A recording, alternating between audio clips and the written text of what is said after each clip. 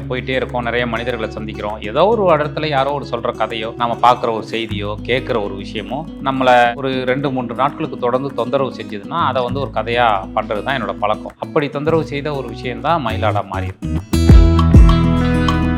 மக்கள் போற்றும் மகத்தான தளபதிக்கு மக்களால் கிடைத்த வெற்றி சின்னம் விசில் சின்னம்.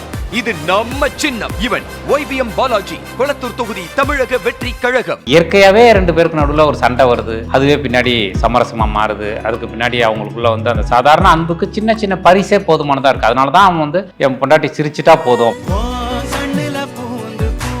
அதில் வந்து ஏற்கனவே செத்துட்டதாக சொல்லப்படுற ஒருத்தவன் இப்போ உயிரோடு இருக்கான். ஸோ அவன் ஏங்கிறது அந்த பாட்டு பேசுது. ஸோ அதனால் அதை வந்து இப்படி ஒரு பாட்டாக அதுக்குள்ளே ஒரு நையாண்டியும் இருக்கும், அதே நேரத்தில் கோவமும் இருக்கும். இப்படி ஒரு பாட்டுன்னு சொன்னப்போ ஷெரீப் மாஸ்டர் தான் சொன்னார், சார் இதை சிங்கிள் ஷாட்டில் எடுக்கலாம்.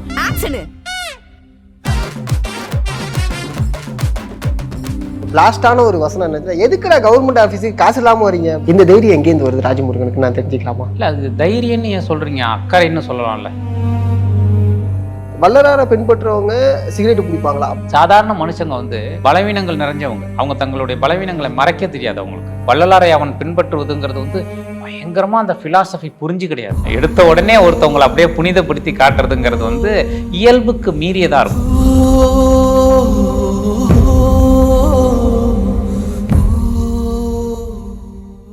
ட்ரெண்ட் டாக்ஸ் நேயர்களுக்கு வணக்கம். நான் உங்கள் சதீஷ். இன்னைக்கு நம்ம கூட டைரக்டர் ராஜ்முருகன் சார் தான் இருக்காங்க. வணக்கம் சார். வணக்கம். வணக்கம். ஒரு சில விஷயங்களை உங்களுடைய திரைமொழி வழியாக தான் சொல்ல முடியும் அப்படிங்கிற மாதிரியான ஒரு பேட்டர்ன் தான் கிரியேட் பண்ணிட்டு இருக்கீங்க. லைக் ஜோக்கர்லேருந்து எடுத்து பார்க்கலாம், ரூட்டடான இருக்கக்கூடிய பிரச்சனைகள் அப்படிங்கிற ஒரு வகையில். அந்த வகையில் மயிலாடு எழுதுறதுக்கு ஏதோ ஒரு விஷயம் உங்களை ட்ரிகர் பண்ணியிருந்துருக்கும்ல, அது என்ன நான் தெரிஞ்சுக்கலாமா? இல்லை, மயிலாடு எழுதுறதுக்கு வந்து ஒரு 5-6 வருஷத்துக்கு முன்னாடி நான் பார்த்த ஒரு நியூஸ் தான் அதோடைய பேஸு. அந்த நியூஸில் இருந்த சில உண்மைகளை எடுத்துக்கிட்டு அப்புறம் நான் பார்த்த வேறு சில மனிதர்களுடைய பிரச்சனைகளை அதுக்குள்ளே வச்சு எழுதப்பட்டது தான் மயிலாடு. நம்ம எப்போவுமே பயணங்கள் போயிட்டே இருக்கோம், நிறைய மனிதர்களை சந்திக்கிறோம். ஏதோ ஒரு இடத்துல யாரோ ஒரு சொல்கிற கதையோ, நம்ம பார்க்குற ஒரு செய்தியோ, கேட்குற ஒரு விஷயமோ நம்மளை ஒரு 2-3 நாட்களுக்கு தொடர்ந்து தொந்தரவு செஞ்சதுன்னா அதை வந்து ஒரு கதையாக பண்ணுறது தான் என்னோடய பழக்கம். அப்படி தொந்தரவு செய்த ஒரு விஷயந்தான் மயிலாடா மாறி இருக்கு. ஓகே, ஏன்னா படம் பார்க்கும்போது எனக்கு ரொம்ப அழகாக புரிய வச்ச விஷயம் என்னென்னா, இங்கே வெள்ளந்தியாக இருக்கக்கூடிய மனுஷங்களை ஈஸியாக வந்து புரோக்கர்ஸ் ஏமாத்துறாங்க அப்படிங்கிற மாதிரியான. ஏன்னா கவர்மெண்ட் எல்லாமே செய்யுது, ஆனால் இந்த இடையில இருக்கக்கூடிய புரோக்கர் தான் வந்து இந்த பிரச்சனைக்கான காரணமாக இருந்துச்சு. ஸோ இதுதான் உங்களுடைய கான்ஃப்ளிக்டாக இருக்குன்னு முடிவு பண்ணதுக்கான ஒரு ரீசன் இருக்கணும். ஏன்னா அதுக்கு அடுத்தது கிட்னி திருட்டு எல்லாமே வருது. ஸோ இந்த ஒரு கான்ஃப்ளிக்ட் இருக்கணும்னு முடிவு பண்ணதுக்கான ரீசன் தெரிஞ்சுக்கலாமா சார்? இல்லை, ஃபஸ்ட்டு விஷயம் அந்த புரோக்கர்கள் தான் எல்லாத்துக்கும் காரணங்கிறது கிடையாது. அது இல்லை, எல்லாமே உருவாக்கப்படுறவங்க தான். அதுக்கும் காரணம் ஒரு சிஸ்டம் தான். ஒரு சிஸ்டம் வந்து அவங்களுக்கான இடத்த எவ்வளோ எளிமையாக கொடுக்குதுங்கிறது தானே. ஸோ அதனால் வந்து அந்த சிஸ்டத்துக்குள்ளே ஒரு சிஸ்டம் சரியில்லைன்னா அதில் வந்து இந்த மாதிரி மனிதர்கள், சட்டத்துக்கு புறம்பான மனிதர்கள் உருவாகிறாங்க. அவங்க செய்கிற செயல்கள் அப்படி இருக்குது. அதுக்கு ஒரு அதிகாரமும் துணை போகுது. இது எல்லாம் சேர்ந்து தான் அது. ஒரு குற்றத்துக்கு பின்னாடி சில மனிதர்கள் மட்டுமே இல்லை, அது எல்லாமே சேர்ந்தது தாங்கிறது தான் இதில் நீங்கள் புரிஞ்சிக்க வேண்டிய விஷயமா இருக்குது. ஓகே, அதை தாண்டி இதுக்குள்ளே இருக்கக்கூடிய ஒரு காதல், அதாவது என்னென்னா இதையே ஒரு காதல் படமாக எந்த வகையில் பார்க்கலாம் அப்படின்னா, நம்ம ஜாலியாக சுற்றுறது மட்டும் கிடையாது. ஆக்சுவலாக ஊர் பக்கம்லாம் வந்து ஒரு மனைவிக்காக எந்த அளவுக்கு புருஷன் இறங்கி செய்கிறான், எந்தெந்த விஷயங்களை சாக்ரிஃபைஸ் பண்ணுறான், அது ஒரு இடத்துல வந்து ரொம்ப அழகாக காமிச்சிருக்கீங்க. எங்கே அப்படின்னா, என் ஒய்ஃபு கண்ணு முன்னாடி அடிச்சிட்டான், அவனை நான் அடிக்கணும். அந்த இடத்துல சைத்ரா வந்து சிரிக்கவே மாட்டாங்க. ஒரு இடம் வந்து என் பொண்டாட்டிக்கு மட்டும்தான் அந்த உரிமை இருக்குது அப்படின்னு சொல்லும் போது சைத்ரா சிரிப்பாங்க. ஏன்னா சரி, எதுக்கு நம்மள மாரியும் ஆக்கிக்கிட்டு அப்படிங்கிற ஒரு விஷயம் இருக்குல்ல. காதலை இந்த வகையில் சொல்லலாம், ரொம்ப சுத்தியோ ஆடம்பரமாவோ ரொம்ப க்ளோரிஃபை பண்ணியே சொல்ல வேணாம், இப்படியும் சொல்லலாம். இதை எப்படி கையாளுறீங்க?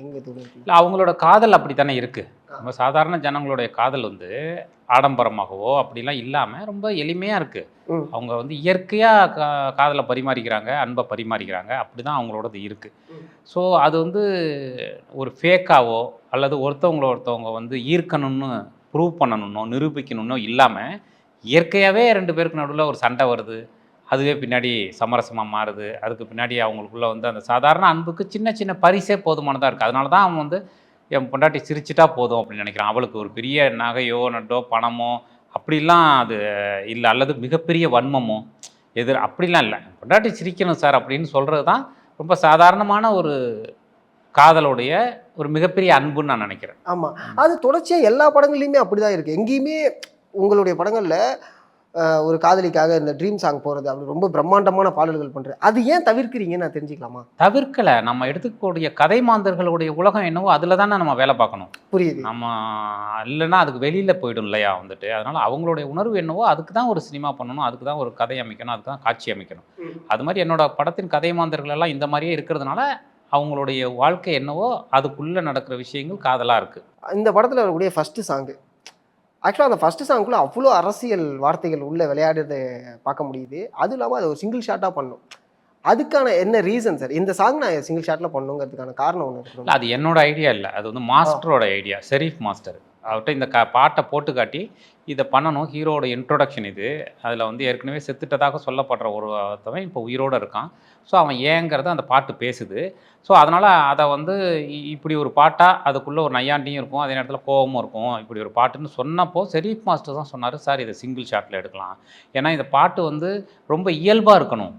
நீங்கள் தனித்தனியாக ஷாட் எடுத்தோம்னாக்கா அது வந்து ஒரு சினிமாவாக மாறிடும். இது நீங்கள் இப்படி எடுத்தால் தான் இந்த கதைக்குள்ளே இருக்கிற ஒரு இயல்பு தன்மையை கொண்டு வர முடியும். அதனால் அவர் என்ன சொன்னார்னா, முதல்ல இது டான்ஸாக பார்க்க வேண்டாம், இது கதையோட ஒரு காட்சியாக பாருங்கள் அப்படின்னு அவர் சொன்னார். அதனால் அவர் அப்புறம் சசி சார்கிட்ட போய் அதை பேசும்போது சசி சார் வந்து முதல்ல என்னங்க சிங்கிள் ஷாட்டா, அது மொத்தமாக டான்ஸ் அப்படிங்கும்போது அது ஓகேவா, என்னை வச்சு நீங்கள் இப்படி ரிஸ்க் எடுக்கிறீங்கன்னாரு. இல்லை சார் கண்டிப்பாக அது நல்லாயிருக்கும்னு சொல்லி ஷெரீஃப் மாஸ்டர் சொன்னார். அதே மாதிரி அவர்கிட்டையும் சொன்னார், சார் நீங்கள் டான்ஸ் எல்லாம் ஆட வேணாம், ரியாக்ட் மட்டும் பண்ணுங்கள். ஏன்னா அந்த கேரக்டர் அப்படி தான், அவன் வந்து தன்னுடைய வருத்தத்தையும் ஒரு கோபத்தையும் ஒரு போராட்ட வடிவத்தில் ரியாக்ட் பண்ணுறான். அதனால் நீங்கள் ரியாக்ட் மட்டும் பண்ணால் போதும் இந்த பாட்டுக்கு அப்படின்னு சொல்லி, அதே மாதிரி நீரவ் சாரும் வந்து இல்லை சிங்கிள் ஷாட் ஐடியா நல்ல ஐடியா தான், நம்ம ஒர்க் பண்ணணும்னு அப்படி ஒரு டீமாக ஒர்க் பண்ணது தான் அந்த பாட்டு. நைஸ். ஏன்னா அதை பார்க்கும்போது எனக்கு தெருக்கூத்து பார்க்குற மாதிரி இருந்துச்சு. தெருக்கூத்துலாம் வந்து முன்னாடி ஒன்று ஐ மீன் ஊர் பக்கம் எப்பவுமே பண்ணிக்கிட்டு இருக்காங்க, பட் குறைஞ்சிடுச்சுன்னு வச்சு. அதில் கிட்டத்தட்ட கரெக்டாக நீங்கள் பிடிச்சிருக்கீங்க, அந்த மாதிரி ஒரு வடிவம் தான் அது. ஆமாம், ஏன்னா அதில் மைக் இல்லாமல் அங்கே இருக்கக்கூடிய எல்லா மக்களுக்குமே கேட்கணும் அப்படிங்கிற ஒரு விஷயத்தை நீங்கள் ரொம்ப அழகாக கையாண்டுருந்தீங்க. அண்ட் ரொம்ப தேட்டரில் வந்து ஃபஸ்ட்டே ஒரு பிளாஸ்டான ஒரு வசனம் என்னது, எதுக்குடா கவர்மெண்ட் ஆஃபீஸுக்கு காசு இல்லாமல் வரீங்க, எல்லாத்தையுமே அதுக்குள்ளே அடக்கலாம். அந்த அங்கே டைப் பண்ணுறவங்க ஆரம்பித்து சைன் வாங்க ஆரம்பித்து எல்லாத்துக்குமே அங்கே வந்து காசுங்கிறது ரொம்ப முக்கியமான ஒரு விஷயம். அது கவர்மெண்ட்டோட இலவசமாக இருந்தாலுமே சரி, இந்த ஒரு வசனம் போதும், ரொம்ப பெருசாக நம்ம எலாபரேட் பண்ண வேணும். இந்த தைரியம் எங்கேருந்து வருது ராஜமுருகனுக்கு, நான் தெரிஞ்சுக்கலாமா? இல்லை, அது தைரியம்னு ஏன் சொல்கிறீங்க, அக்கறைன்னு சொல்லலாம்ல. பரவாயில்ல, சொல்லலாம், நல்ல விஷயம் தான். ஏன்னா தைரியம்னு சொல்லும்போது அது ரொம்ப குளோரிஃபை ஆகுது. ஓகே, அப்படி குளோரிஃபை பண்ணிக்க வேண்டிய அவசியம் இல்லை. உங்களுக்கும் நீங்களுக்கும் நீங்கள் நான் எல்லாருக்குமே அந்த அடிப்படையான ஒரு பொறுப்பு இருக்குது. நம்மளை சுற்றி இருக்கிறத பற்றி குறைந்தபட்சம் பேசுகிறதுக்கான பொறுப்பு இருக்குது. நம்மளால் என்ன செய்ய முடியுமோ அது இப்போ நீங்கள் யூடியூப் சேனல்ஸில் இதை பற்றி பேசிகிட்டு இருக்கீங்க, நீங்கள் வேறு ஒரு விதங்கள். அப்போ நீங்கள் ரொம்ப தைரியசாலின்னு நான் சொல்ல முடியுமா? அப்படி இல்லை. அதாவது ஐ மீன் என்னென்னா, அது தைரியம் இல்லை, நம்முடைய அடிப்படை கடமைன்னு சொல்ல வர்றேன். அதை எல்லாரும் பண்ணணும். அதனால் அதை குளோரிஃபை பண்ண வேண்டிய தேவையில்லைன்னு சொல்கிறேன். இந்த வசனம் போதும். இதை நம்ம வந்து இங்கே இது நடக்குது அது நடக்குதுன்னு அவ்வளோ பெருசாக நம்ம அங்கே பேச வேணாம். அப்படி போகிற போக்கில் ஒரு பொலிட்டிக்கல் சட்டையர் பண்ணலாம். இதுதான் உங்களோட ஸ்டைலாகவே இருக்குது. தொடர்ச்சியாகவே எல்லா படங்களையும் இப்போ ஜோக்கரில் எடுத்தாலுமே அந்த ஒரு விஷயங்கள் தொடர்ச்சியாக வந்துட்டு தான் இருக்குது. எனக்கு எங்கே வந்து சில கேள்விகளாக எனக்கு இருந்துச்சு, அது சரியா தப்பான்னு தெரியல. அந்த கேள்விகள், வல்லராரை பின்பற்றவங்க சிகரெட்டு பிடிப்பாங்களா அப்படிங்கிற ஒரு கேள்வி எனக்கு இருக்குது. அதே சமயம் அந்த ஐ மீன் பெண்கள் முகாமில் இருக்கக்கூடியவங்க பார்த்துக்கக்கூடியவங்க வந்து என்ன சொல்லுவாங்கன்னா, இந்த அம்மாவை எம்மனாளி வச்சுக்கிறது, சீக்கிரம் அழைச்சிட்டு போகணும், ஒரு விரட்டுற துணியில் தான் சொல்லியிருப்பாங்க. இது சொல்லுவாங்களா அப்படிங்கிற ஒரு கேள்வியாக நம்ம, ஏன்னா எனக்கு தெரியல, அதனால கேட்குறேன். இல்லை, அதான் நம்ம என்னென்னா ஒரு கேரக்டர்ஸ் எப்போவுமே சினிமாவில் எப்படி பார்க்குறோன்னா, அவங்களுடைய பேக்ட்ராப் வச்சு அவங்க இப்படி தான் இருப்பாங்க அப்படின்னு நம்ம ஒரு பிம்பத்தை கட்டமைச்சிக்கிட்டு அதன் வழியாக அந்த கதாபாத்திரத்தை பார்க்குறோம். அதுதான் இங்கே இருக்கிற பெரிய சிக்கலாக இருக்குது. இப்போ நான் வந்து ஒரு ட்ராவலர், நான் நிறைய மனிதர்களோட பழகி தான் அதை எழுதுகிறேன். இதெல்லாம் பார்த்து தான் நான் எழுதுகிறேன். புரியுதா உங்களுக்கு நான் சொல்கிறது? அதனால் அடிப்படையில் முதல்ல நம்ம காட்டுற விஷயம் சினிமாவை தாண்டி பெரும்பாலும் உண்மை தான். அதனால் இது என்னென்னா, இப்போ உதாரணத்துக்கு அந்த அம்மாவை எடுத்துக்கோங்க, வாணியம்மான்னு ஒரு கேரக்டர் வள்ளலார் ஹோம் நடத்துகிறாங்க. அவங்க ரொம்ப அடிப்படையில் அன்பானவங்க. ஆனால் தன் பொறுப்பில் இருக்கிற பெண்கள் எல்லாம் வாழ்க்கையோட அடுத்த கட்டத்துக்கு போகணுங்கிற அக்கறை அவங்களுக்கு இருக்குது. ஓகே, ஒரு அக்கறையோட கோவம் தான் அது வந்து ஒரு வாத்தியார் வந்து நம்ம கண்டிப்பாக சில விஷயம் சொல்லுவாங்க இல்லையா, அந்த மாதிரி கோவம் நீ வந்து கல்யாணம் பண்ணிட்டு. அதனால தான் அடுத்த காட்சியிலேயே ஹீரோ சொல்லுவார், வாணியம்மாளுக்கு உன்னை ரொம்ப பிடிக்கும், அதனால தான் உன்னை கல்யாணம் பண்ணிட்டு போக சொல்லுது அப்படின்னு. இன்னும் யார் சொல்லுவா, நீ அதுவும் செத்து போச்சுன்னா உனக்கு யார் இருக்கா அப்படின்னு சொல்கிறேன். ஏன்னா அந்த அம்மாவுடைய அக்கறையை தான் அது கண்டிப்பாக சொல்லுது. நீ கேட்கவே மாட்டேங்கிற நீ அப்படின்னா, இங்கேருந்து போகணும்னு சொல்கிறது விரட்டுறது இருக்குல்ல, அவளுக்கு ஒரு வாழ்க்கை அமைஞ்சு அவள் கல்யாணம் பண்ணிவிட்டு அவள் சந்தோஷமாக போகணும் அப்படிங்கிறதுக்காக தான். ஸோ அதுதான் அதோடைய விஷயம். பொதுவாக அந்த மாதிரி இருக்கிறவங்க அந்த கண்டிப்போடு தான் இருப்பாங்க. என்னோட பிள்ளைகளை கருணை வேறு, கண்டிப்பு வேறு. அந்த கண்டிப்பு வந்து கருணையிலேருந்து தான் பிறக்குது. ஸோ அதனால் அது வந்து அவங்களோடது. அப்புறம் வந்து பீடி குடிப்பாங்களா அப்படின்னு கேட்டாக்கா, அது என்னென்னா, சாதாரண மனுஷங்க வந்து பலவீனங்கள் நிறைஞ்சவங்க. அவங்க தங்களுடைய பலவீனங்களை மறைக்க தெரியாது அவங்களுக்கு. அவங்களுக்கு வந்து கடவுள் வழிபாடு இருக்கும். வள்ளலாரை அவன் பின்பற்றுவதுங்கிறது வந்து பயங்கரமாக அந்த ஃபிலாசபி புரிஞ்சு கிடையாது.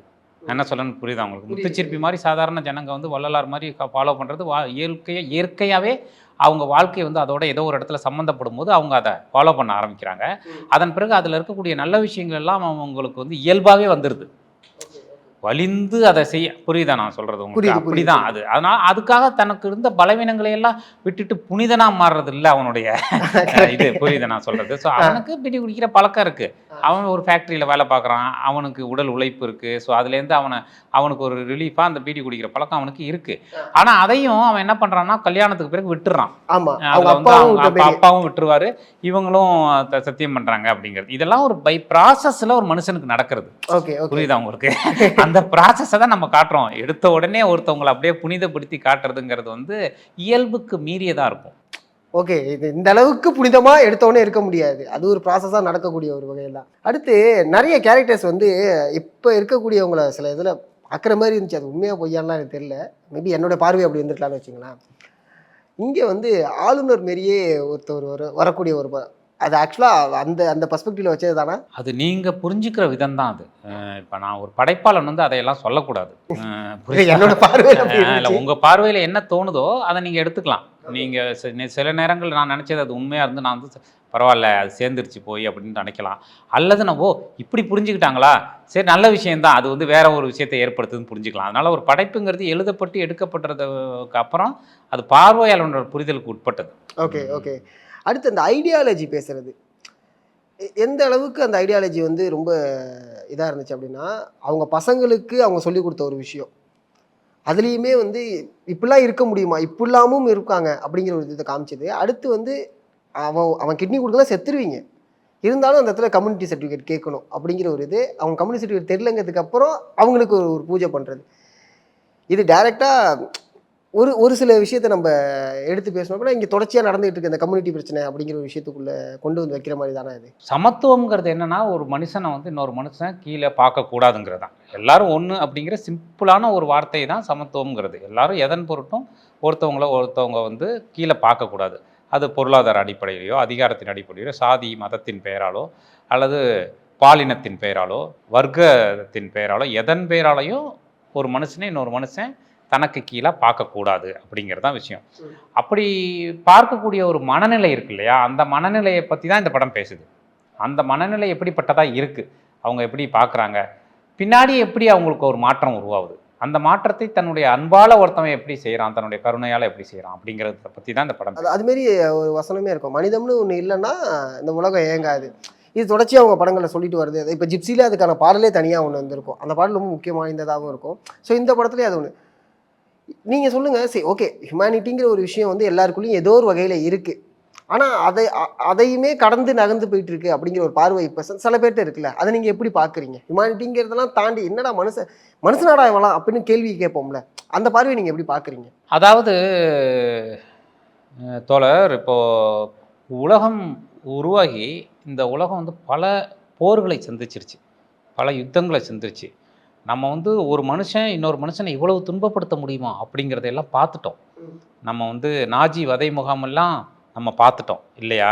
நம்ம ஒரு ஹிட்லர் காலத்தில் வந்து நாஜி வதை முகாமில் எவ்வளவு ஒரு மனிதர்களை வந்து எதன் பெயராலோ அவங்க வந்து அவ்வளவு சித்திரவதைப்படுத்த முடியுமா அப்படிங்கிறத வந்து அதுக்கு முன்னாடியே வந்து போரில் எவ்வளவு பேர் கொல்லப்பட்டிருக்காங்க அப்படிங்கிற ஒரு நாம் இன்றைக்கு பார்க்கக்கூடிய ஒரு அழகான உலகத்துக்கு பின்னாடி எவ்வளோ பேருடைய உதிரம் இருக்குது, எவ்வளோ பேருடைய ரத்தம் இருக்குது அப்படிங்கிறது இருக்குல்ல. இப்போது நம்ம தஞ்சை பெரிய கோயில் வந்து நம்மளுடைய வரலாற்று சின்னமாக இருக்குது, ஆனால் அதை கட்டுறதுக்கு பின்னாடி எவ்வளோ பேருடைய வலி இருக்குது அப்படின்னு ஒன்று இருக்குது. தாஜ்மஹால்னு ஒரு அழகான ஒரு உலக அதிசயம் இருக்குது, அதுக்கு பின்னாடி எவ்வளோ பேருடைய கடினமான உழைப்பு இருக்குது அப்படிங்கிறது இருக்குது. ஸோ இதையெல்லாம் கடந்து தான் இந்த உலகம் வந்து இந்த இடத்துல வந்து இருக்குது. இந்த உலகத்தில் வந்து அதனால் இன்றைக்கு அது இன்னுமே ஒரு நெருக்கடியான மனநிலையை உருவாக்கியிருக்கு. இந்த உலகம் வேகமாக ஆக ஆக இன்னொரு மனிதனை நின்று பார்க்கறதுக்கான நேரமோ, அவங்கள்ட்ட பரிவாக ஒரு வார்த்தை பேசுகிறதுக்கான ஒரு சூழலோ இல்லாமல் எல்லாருமே ஒரு மனிதன் இன்னொரு வன்மத்தோடு பார்க்கக்கூடிய சூழலை வந்து எல்லாரும் சேர்த்து உருவாக்கிட்டு இருக்கோம். அதுவும் இந்த இணையம்லாம் வந்துட்ட பிறகு மனிதர்கள் இன்னும் நெருக்கமாவாங்கன்னு பார்த்தா அது வந்து வன்மம் அதிகமாக புழங்கக்கூடிய ஒரு இடமா மாறிட்டு வருது. ஸோ இங்கே என்ன ஆகுதுன்னா, யாராவது நம்மளை ஏமாத்திடுவாங்களோ அதுக்கு முன்னாடி நாம முந்திக்கணும் அப்படிங்கிற எண்ணம் தான் நிறைய மனிதர்களுக்கு இருக்குது. அதாவது ஒரு ஜாக்கிரதை உணர்ச்சி இருக்குல்ல, அந்த ஜாக்கிரதை உணர்ச்சி வந்து ஒரு வன்மமாக தொடர்ந்துக்கிட்டே இருக்குது. அப்போ இங்கே நம்ம என்ன தேவைப்படுதுன்னா, நமக்கு இதை பிரேக் பண்ணுறதுக்கு அதற்கு எதிராக ஒன்றை முன்னாடி வைக்க வேண்டியிருக்கு. ஒரு ஹேட்டுக்கு எதிராக ஒரு லவ்வை வந்து முன்னாடி வைக்க வேண்டியிருக்கு. அப்போ தான் அது பிரேக் ஆகும். இப்போது இந்த படமே வந்து இந்த படத்தில் அந்த அமைச்சர் வந்து ஒரு வசனம் பேசுவாங்க. போரில் எத்தனை சிப்பாய்ங்க செத்தாங்கங்கிறது முக்கியம் இல்லை, அரசன் ஜெயிச்சானா தோத்தானாங்கிறது தான் வரலாறு அப்படின்னு. ஆக வரலாறை வந்து காலகாலமாக வந்து அதிகாரத்தில் இருக்கிறவங்களும் பணம்பலம் படைத்தவர்களும் மன்னர்களும் தான் எழுதிக்கிட்டு இருக்காங்க அவங்களோட. அப்போ இந்த படத்தில் அந்த வரலாற்றை வந்து முத்துச்சிற்பி மாற்றி எழுதுகிறான். இதோடைய இறுதி காட்சியில் அவன் வந்து தன்னுடைய கருணையால் அதை எழுதுறான். கரெக்ட். அதுதான் வந்து ரொம்ப முக்கியமான விஷயமா நான் பார்க்குறேன். அதனால் மயிலாடுடைய மிக முக்கியமான வேலை, இந்த படம் செய்யக்கூடிய வேலை, இதை பார்த்தவங்க என்கிட்ட பேசுகிறது எல்லாமே என்னவா இருக்குது அப்படின்னா, ஒரு வெறுப்புக்கு எதிராக அன்பு, ஒரு ஏற்றத்தாழ்வுக்கு எதிராக ஒரு சமத்துவம், சன்மார்க்க சமத்துவ நெறி, போருக்கு எதிராக அமைதி, இதை இந்த படம் பேசுது. ஒரு நண்பர் எனக்கு வந்து ஃபோன் பண்ணி சொன்னார், நண்பரே இந்த படம் வந்து ஒரு போருக்கு எதிரான படம், இது ஒரு குளோபல் படம், இது ஒரு போருக்கு எதிரான படம் அப்படின்னு சொன்னார். எனக்கு அது ரொம்ப மகிழ்ச்சியாக இருந்தது. அவர் அதை புரிஞ்சுக்கிட்ட விதம் புரியுதா உங்களுக்கு? ஆக்சுவலாக இது ரொம்ப தமிழ் மரபுலேருந்து பேசக்கூடிய ஒரு சர்வதேச குரல்னு தான் இதை நான் சொல்லுவேன். ஸோ அதனால் இன்றைக்கு மிக முக்கியமான, நீங்கள் சொல்கிற மிக முக்கியமான தேவையாக இருக்கக்கூடிய அந்த சக மனிதர்கள் மேலே இருக்கக்கூடிய அன்புக்கு இந்த மாதிரியான பங்களிப்புகளை நம்ம எல்லாருமே செஞ்சுக்கிட்டு இருக்கணும்னு நான் நினைக்கிறேன். மக்கள் போற்றும் மகத்தான தளபதிக்கு மக்களால் கிடைத்த வெற்றி சின்னம் விசில் சின்னம். இது நம்ம சின்னம். இவன் YBM பாலாஜி, கொளத்தூர் தொகுதி தமிழக வெற்றி கழகம்.